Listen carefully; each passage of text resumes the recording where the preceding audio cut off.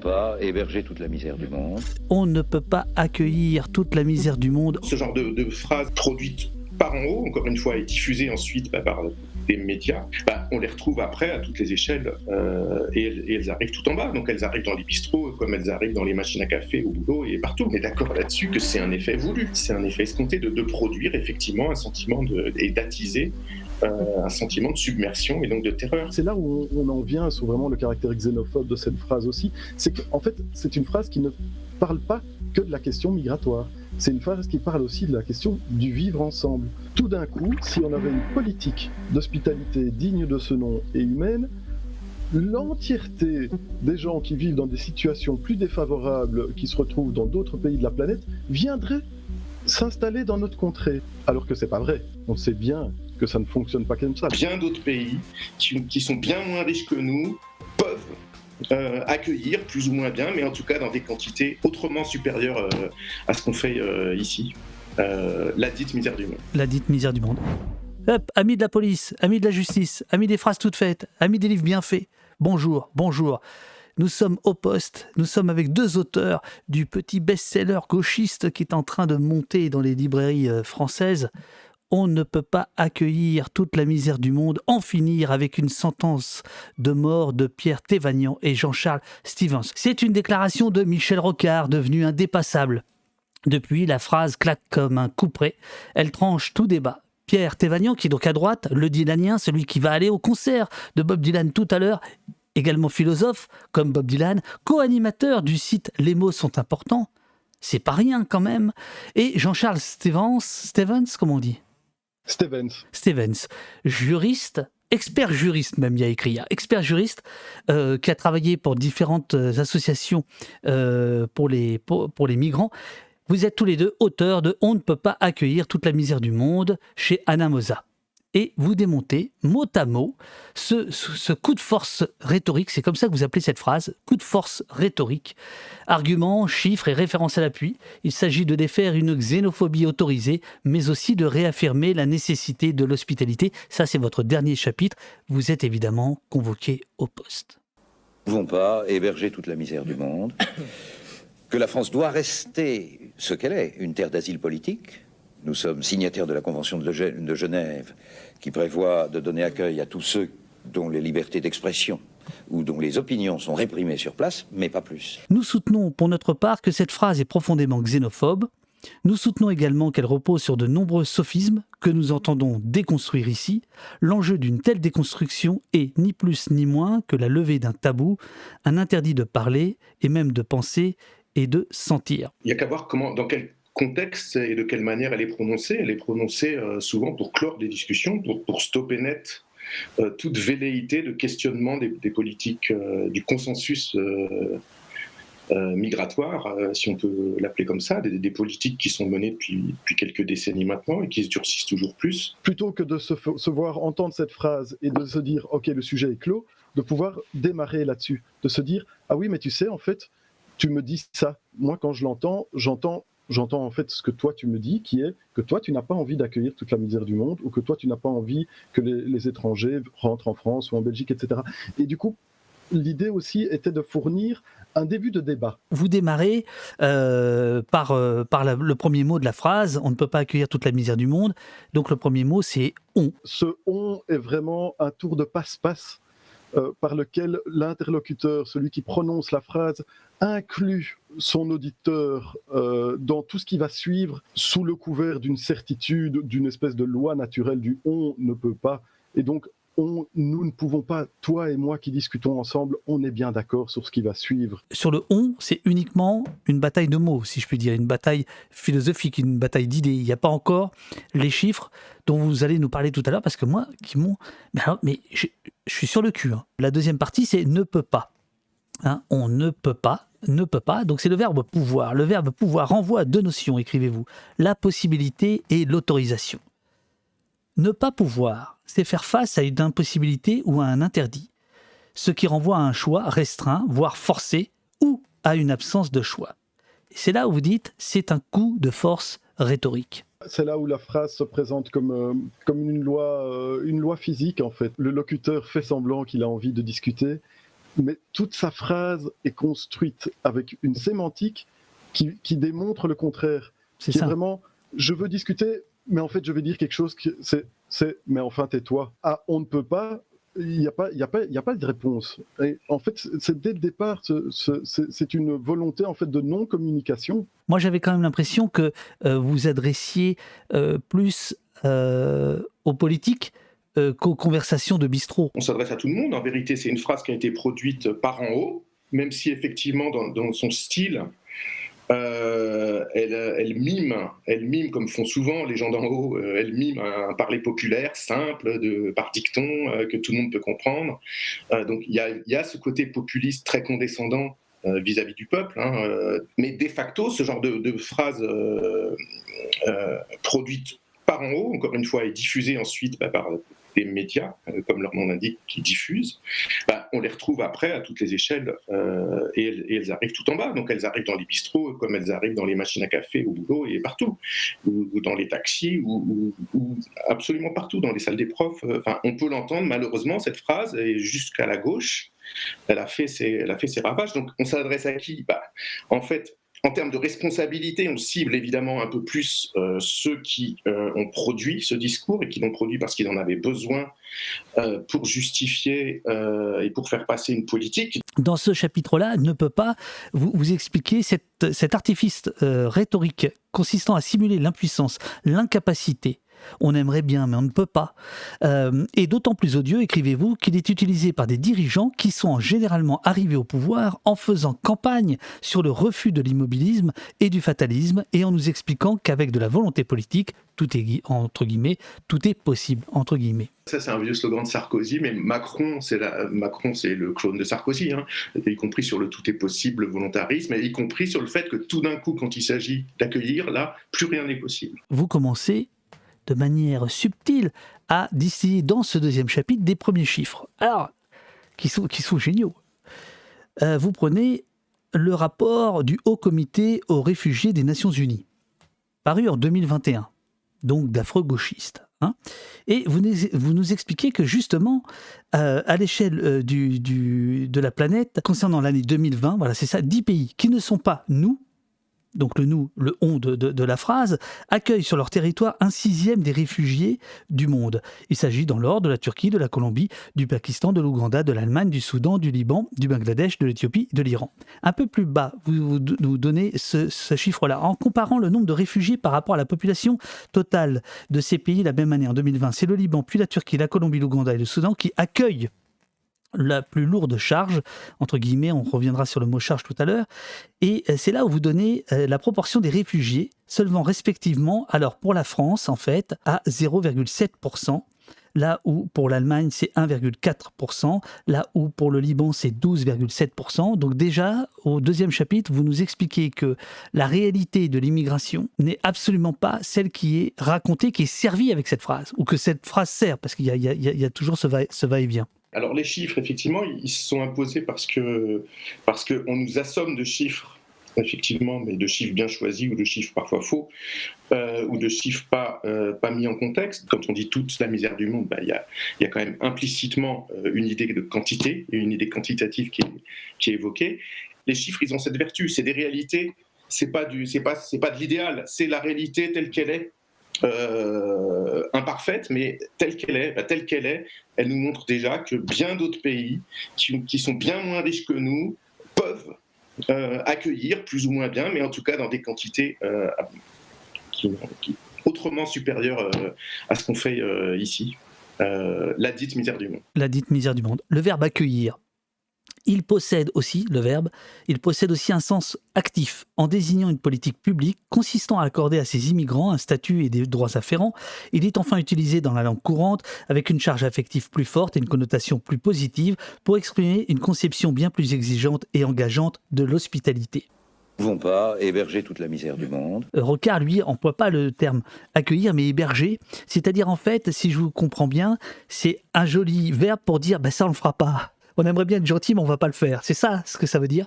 Effectivement, le verbe accueillir, il a cette étendue sémantique très, très, très vaste qui fait qu'on l'emploie vraiment pour dire dans tel pays, il y a tant de personnes présentes qui viennent de l'étranger, qui sont migrants, qui sont réfugiés, etc.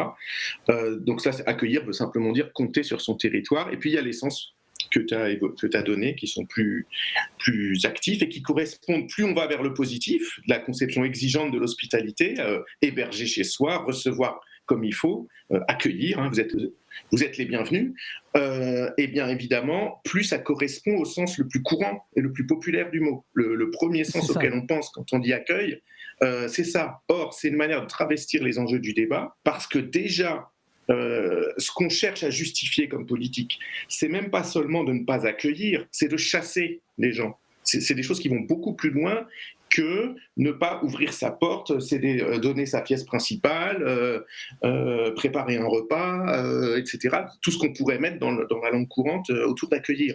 Donc, si déjà nos États se contentaient de foutre la paix, de ne pas traquer, de ne pas pourchasser, de ne pas expulser des gens qui arrivent et se font leur vie et se font un chez eux, puisqu'évidemment accueillir, ça va être ce qu'on va pointer dans ce chapitre, ça renvoie à un chez-soi, à un chez-nous qui ne serait pas chez eux, alors qu'on a affaire à des gens qui très rapidement, une fois qu'ils sont arrivés, se sont débrouillés comme ils peuvent pour se faire un chez eux. Et ils ont un chez eux, un nouveau chez eux. Ils ont quitté un chez eux qui était devenu invivable, et ils sont en train de se faire un chez eux.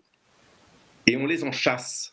Or, évidemment, quand on se met à parler en termes d'accueil, on gomme tout à fait cette dimension-là, et avec cette métaphore terrible qui consiste à traiter le pays comme une maison. Et donc, le simple fait de laisser vivre des gens dans ce pays devient le fait d'accueillir chez soi, dans sa maison. Et là, évidemment, l'imaginaire que ça développe, c'est tout de suite l'idée de l'impossible. Parce que, évidemment, tout le monde aime avoir sa chambre à soi, son univers un petit peu protégé, où on peut être seul, tranquille, peinard, et pas tout le temps visité par X ou Y. Déjà, ses amis, on ne les reçoit pas tous les jours. Donc, des inconnus. L'usage de cette métaphore domestique, qui est encore plus nette quand on dit héberger, évidemment, il est particulièrement vicieux. Voilà, on développe un certain nombre de pages là-dessus, sur l'idée qu'un pays, c'est pas une maison. Un pays, ce n'est pas une maison. Donc, accueillir au sens où une politique publique de la 6e puissance économique mondiale accueillerait, c'est-à-dire laisserait arriver, sans les pourchasser, des gens sur son territoire, ça ne peut pas être pensé dans les mêmes termes qu'une personne qui a ses petits moyens limités, son petit nombre de pièces chez elle, ses propres impératifs, ses propres emplois du temps, à qui on demanderait d'accueillir au sens fort, de bien recevoir, a fortiori, toute la misère du monde. Héberger au sens le plus fort du terme, accueillir chez soi, préparer un repas si la personne en a besoin, il y a des gens qui le font, et il y a quelque chose de très important qu'on prend en compte dans le livre, c'est ces lois qui persécutent la solidarité, qui punissent et qui interdisent et qui répriment l'aide au séjour irrégulier. Un démenti de plus au fait qu'on ne peut pas. Parce que s'il est nécessaire de la punir et de l'interdire, la solidarité, c'est précisément parce qu'elle est possible. Si elle n'était pas possible, on n'aurait pas besoin de l'interdire et d'envoyer la police chez Cédric Héroux et ses semblables. Toute, dans cette phrase, on ne peut pas accueillir toute la misère du monde. Là, vous dites, la ficelle rhétorique est grosse. Il s'agit, une fois de plus, d'intimider, d'impressionner, de terrifier, d'attiser les phobies en produisant un sentiment de submersion, d'invasion, entre guillemets évidemment tout ça, de grand remplacement, au prix, bien entendu, d'un brouillage des enjeux et d'une caricature du point de vue adverse. C'est-à-dire qu'avec ce mot « toute la misère du monde », on intimide. On vient nourrir cette idée, mais vraiment c'est une idée imaginaire, que tout d'un coup, si on avait une politique d'hospitalité digne de ce nom et humaine, l'entièreté des gens qui vivent dans des situations plus défavorables, qui se retrouvent dans d'autres pays de la planète, viendraient s'installer dans notre contrée. Derrière ce tout, c'est vraiment ça, c'est de dire, oui mais attendez, si on était gentil, agréable et humain, et avec une vraie politique d'accueil, et qui prend en compte les gens pour ce qu'ils sont et qui ils sont, eh ben, vous savez, ils vont tous venir. Alors que c'est pas vrai. On sait bien que ça ne fonctionne pas comme ça. La plupart des gens souhaitent avoir des chouettes conditions de vie dans le pays où ils sont. Et donc c'est vraiment ça qu'il y a derrière le mot « tout », et c'est ça qui génère une angoisse. Pour moi, derrière ce mot « tout », j'ai vraiment une image de, quand la phrase est prononcée et qu'il y a le mot « tout », je vois ça comme s'il y avait un énorme camion poubelle qui venait déverser la misère du monde à l'entrée de nos frontières. Toute la misère du monde, donc, qui tout de suite se chiffre en milliards, voilà, c'est clair, effectivement. On voit 1 milliard de personnes arriver, même pas dans mon pays ou mon quartier, dans mon salon. Il y a aussi toute la dimension, qui est un peu une dimension cachée, mais qui se trouve là derrière, c'est la figure de l'étranger assisté. Ces personnes sont incapables de se loger, de travailler, de subvenir à leurs propres besoins, etc., etc. Et donc on va devoir tout faire pour eux.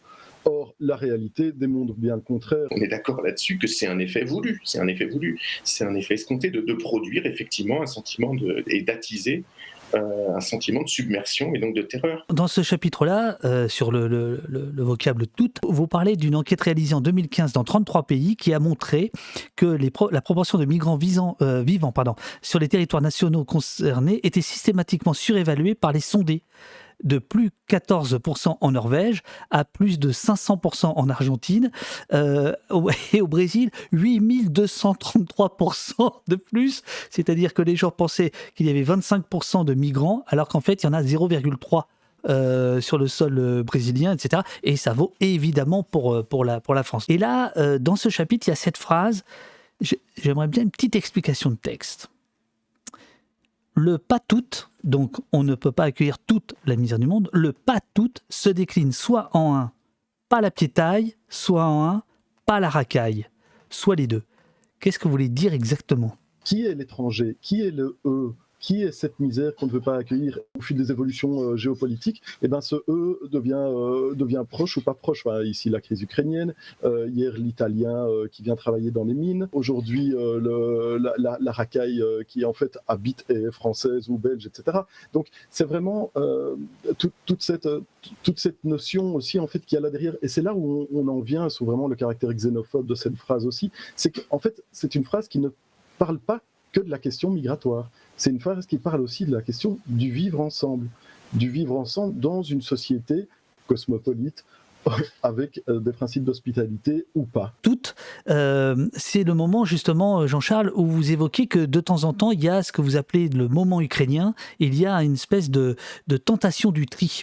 C'est le bon migrant et c'est le mauvais migrant. C'est, on accepte, enfin voilà les clichés. On accepte le migrant asiatique parce qu'il est travailleur et laborieux et qu'il l'ouvre pas, et on refuse le migrant africain parce qu'il est paresseux et je m'en foutiste. Et donc on est toujours avec ces stéréotypes-là qui trimballent la question migratoire. Et le migrant ukrainien aujourd'hui vu comme victime.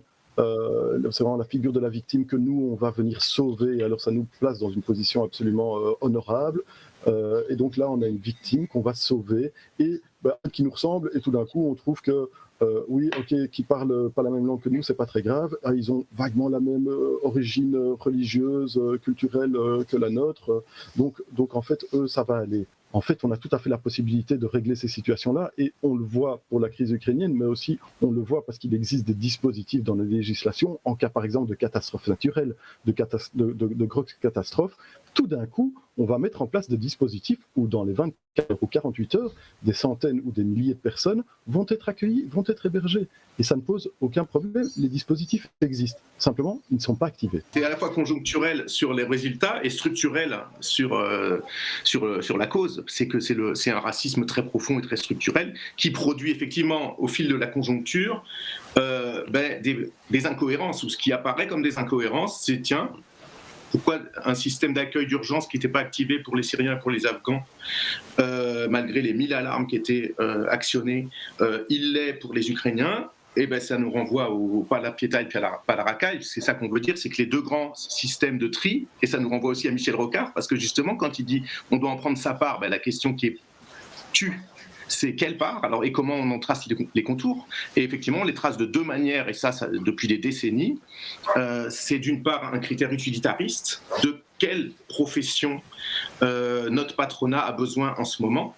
Donc ça aussi c'est conjoncturel. Donc on va dire les diplômés, alors on va dire souvent, c'est des mots qui ont été employés sur les Ukrainiens, c'est une immigration de qualité. Et alors de qualité, ça peut vouloir dire diplômé, avec donc, tout un préjugé comme ça, scolastique, et puis qui renvoie en fait en dernière instance aux besoins du patronat, donc les métiers en tension comme on dit, etc. Et puis l'autre critère de la qualité, c'est des mots qui ont été employés, c'est la proximité. Alors, soit on va dire des euphémismes, la proximité, ils ont les mêmes voitures, ils nous ressemblent, la proximité culturelle, etc. Refrain qu'on nous ressort effectivement parfois au sujet des Arméniens, mais je rappelle effectivement que les Arméniens ont subi dans le passé exactement le même couperet du patout, sauf qu'ils étaient de l'autre côté. Ils étaient perçus comme du mauvais côté du patout, c'est-à-dire du côté de la piéta et de la racaille, qui apporte des maladies, qui a des mauvaises manières orientales, qui est trop dévote, qui est trop communautariste, qui reste entre eux, qui ne sont pas des bons travailleurs, qui n'ont pas notre finesse française, etc.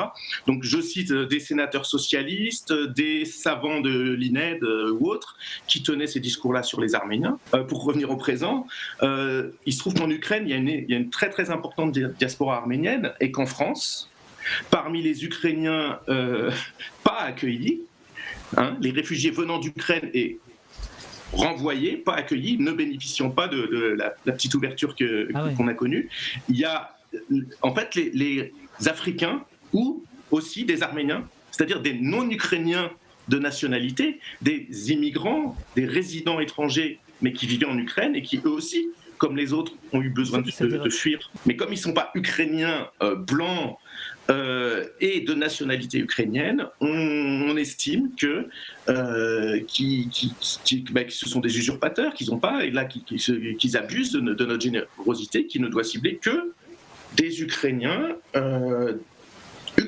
On arrive à la fin, c'est la misère du monde, c'est-à-dire c'est le côté Bourdieu du bouquin. Alors évidemment, là je vais lire un petit passage qui montre quand même que vous avez du plaisir à écrire. Cette appellation, misère du monde, exerce donc une extrême violence, en premier lieu, à l'égard des arrivants et des arrivantes, dont l'humanité est niée, ou en tout cas silenciée et invisibilisée, et dont la route est barrée d'une implacable assignation au malheur et à la pauvreté.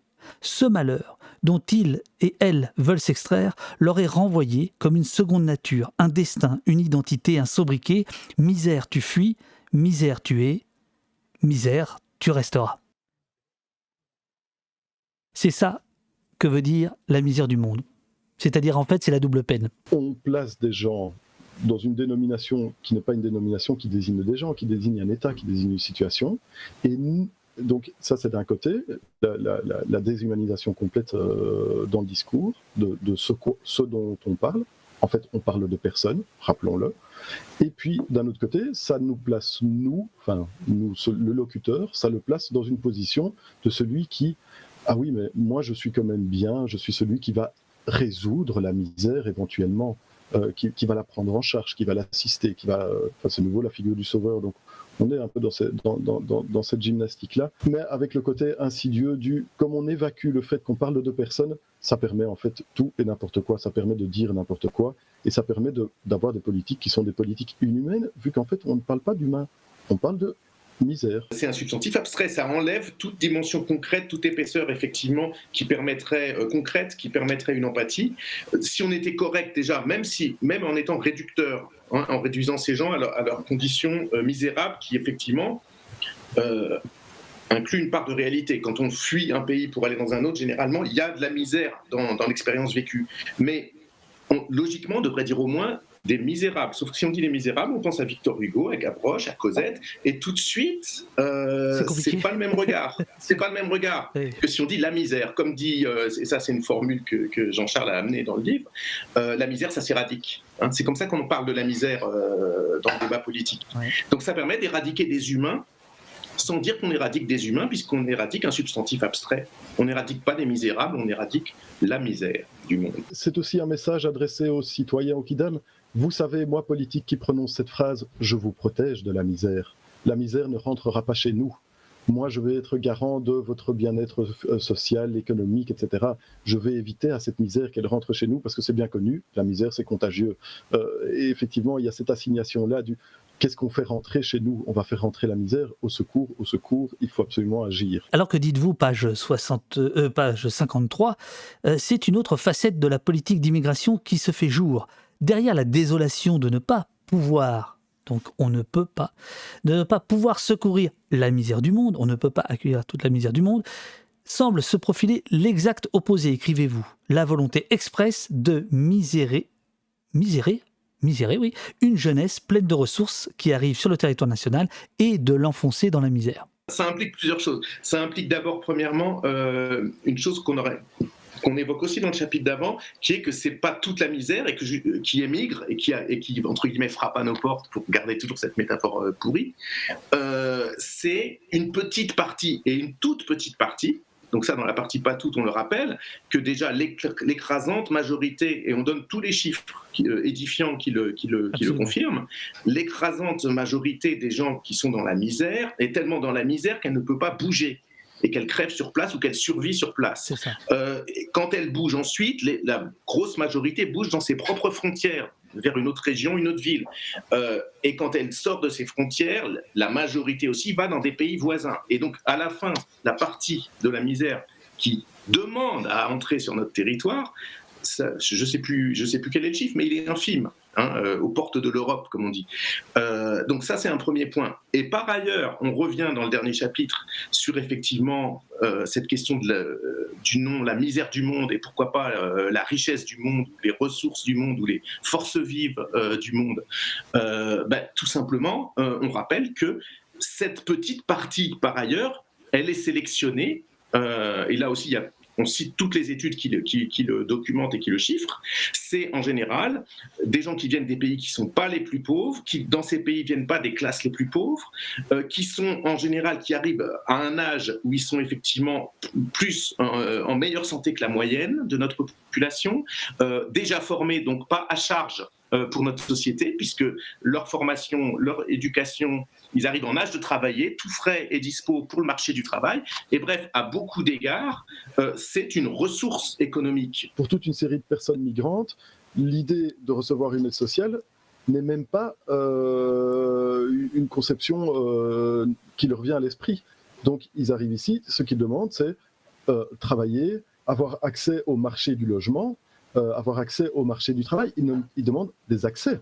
Ils ne demandent pas de l'assistance. Les processus migratoires sont tellement complexes et compliqués qu'ils produisent une sélection que, quelque part, il n'y a que les plus battants qui arrivent, que ceux qui ont le plus de ressources, ceux qui sont capables de se mouvoir dans un monde où, à toutes les étapes, des barrières leur sont posées, que ce soit les barrières financières, des barrières matérielles, des barrières militaires. Et donc les gens qui traversent là ont toute une série de mérites, rien que d'avoir réussi ce parcours. À bientôt. Merci beaucoup. À bientôt. Merci. À bientôt. À bientôt. À bientôt. Au revoir.